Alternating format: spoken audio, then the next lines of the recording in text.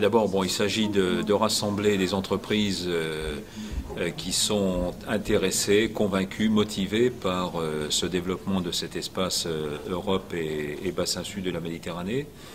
En second lieu, il s'agit à travers MCC de promouvoir peut-être un développement un peu nouveau. Moi, je parle beaucoup de co-développement, de co-responsabilité entre les entreprises du Nord et les entreprises du Sud.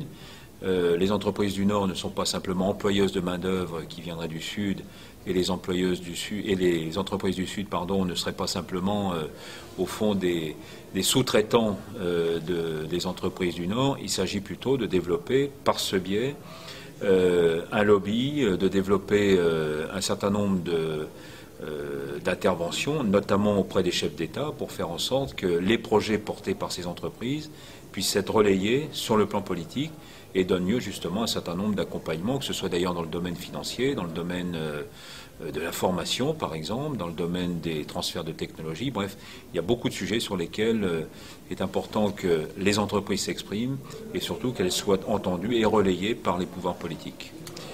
Je crois qu'il faut d'abord, il faut se connaître, il faut se rencontrer, il faut échanger, il faut partager.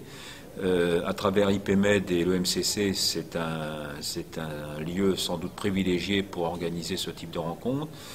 Au-delà de cela, je pense qu'il y a quand même aujourd'hui une évolution profonde, d'abord chez les jeunes, et on voit beaucoup de jeunes chefs d'entreprise qui sont très motivés par cette dimension Europe-Méditerranée.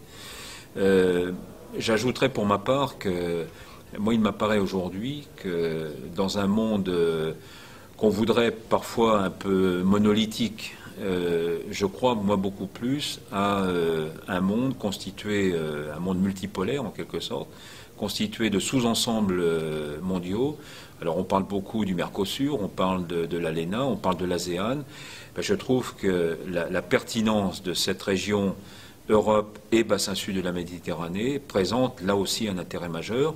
Dans un secteur que je connais un petit peu mieux, qui est le secteur agricole et alimentaire, il faut bien voir que ça représente potentiellement 1 milliard de consommateurs entre les deux rives de la Méditerranée. C'est 1 milliard de consommateurs qui expriment des besoins, qui ont finalement une certaine identité, une certaine culture commune, notamment sur ces questions de diversité alimentaire. Et puis je dirais que plus globalement, la notion de proximité, moi, me paraît quelque chose d'extrêmement pertinent aujourd'hui. C'est peut-être paradoxal, mais à l'heure où la mondialisation s'impose comme quelque chose d'inéluctable, il m'apparaît que de privilégier des relations de proximité, des relations de voisinage, des relations de partage d'expérience, de co-développement, j'y reviens, toutes ces dimensions-là me semblent aujourd'hui extrêmement actuelles, extrêmement modernes, et encore une fois, dans un monde multipolaire où on voit bien que quand on prend l'exemple de l'ASEAN avec un poids de la Chine, du Japon, des Corées, de l'Inde, il faut pouvoir aussi être à la table des négociations mondiales. Et je pense qu'à la fois l'Europe et le bassin sud de la Méditerranée y auront de plus en plus intérêt à s'y présenter de manière sans doute plus collégiale, plus collective, plus regroupée.